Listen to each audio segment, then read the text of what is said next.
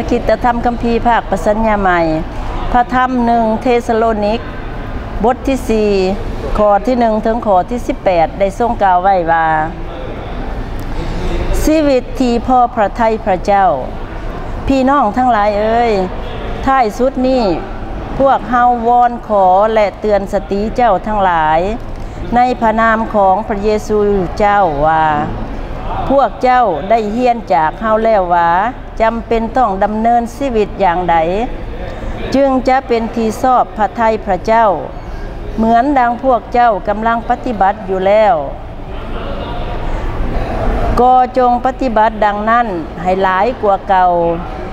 ด้วยว่าเจ้าทั้งหลายหู้จักขอความทั้งหลาย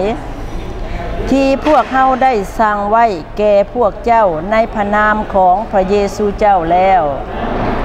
อันนี้แหละเป็นน้ำพระทัยของพระเจ้าคือให้เจ้าทั้งหลายเป็นคนบริสุทธิ์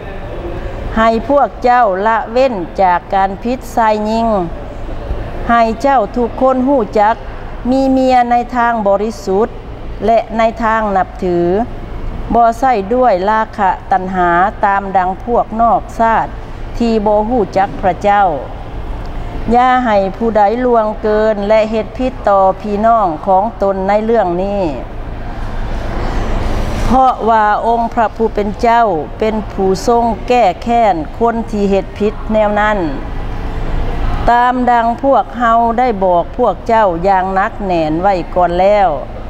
เพราะว่าพระเจ้าบ่ได้ทรงเอิ้นพวกเฮาให้เป็นคนชั่วร้ายแต่ว่าเพื่อให้เป็นคนบริสุทธิ์ฉะนั้นผู้ที่ฝ่าฝืนนั่นก็บ่ฝ่าฝืนต่อมนุษย์แต่ฝ่าฝืนต่อพระเจ้าผู้ทรงโปรดประทานพระวิญญาณบริสุทธิ์ของพระองค์ให้แก่เจ้าทั้งหลายส่วนเรื่องการหักพี่น้องทั้งหลายนั้น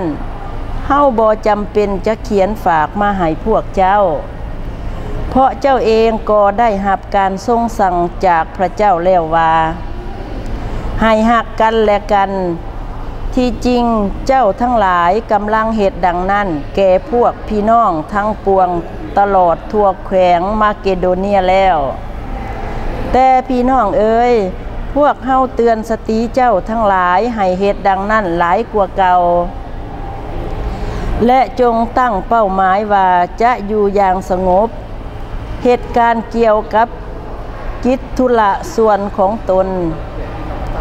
ทั้งเหตุเวียกด้วยมือของตนเองตามดังพวกเฮาได้สั่งเจ้าทั้งหลายไว้แล้วเพื่อการดำเนินชีวิตของพวกเจ้าจะเป็นที่นับถือแก่คนภายนอกแล้วพวกเจ้าจะบ่ต้องอาศัยคนอื่นฐานะของคนตายและคนเป็นในวันที่พระเยซูจะเสด็จมาพี่น้องทั้งหลายเอ่ยพวกเฮาอยากให้เจ้าทั้งหลายฮู้ความจริงเรื่องคนที่ลับไปนั่นเพื่อพวกเจ้าจะบ่โศกเศร้าเหมือนดังคนอื่นที่บ่มีความหวังเพราะในเมื่อเฮาเชื่อว่าพระเยซูทรงสิ้นพระชนม์และทรงคืนพระชนม์แล้วโดยพระเยซูนั่นแหละพระเจ้าจะทรงนำบรรดาคนที่ลับไปแล้วนั่นให้มากกับพระองค์ในข้อนี้เฮาบอกเจ้าทั้งหลายตามพระธรรมขององค์พระผู้เป็นเจ้าว่าพวกเฮาผู้ยังเป็นอยู่และคอยท่าการเสด็จมาของพระผู้เป็นเจ้า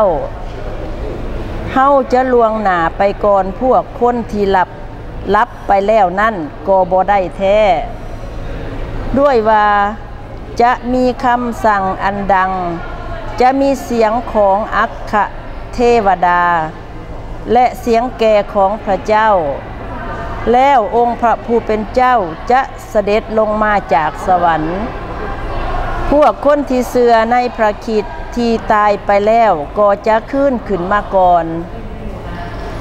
หลังจากนั้นเฮาทั้งหลายผู้มีชีวิตยังเป็นอยู่ก็จะถูกหับขึ้นไปในเมฆพร้อมกันกับคนพวกนั้นและจะพบองค์พระผู้เป็นเจ้าในฟ้าอากาศอย่างนั่นแหละ พวกเฮาก็จะอยู่นำพระผู้เป็นเจ้าเป็นนิจ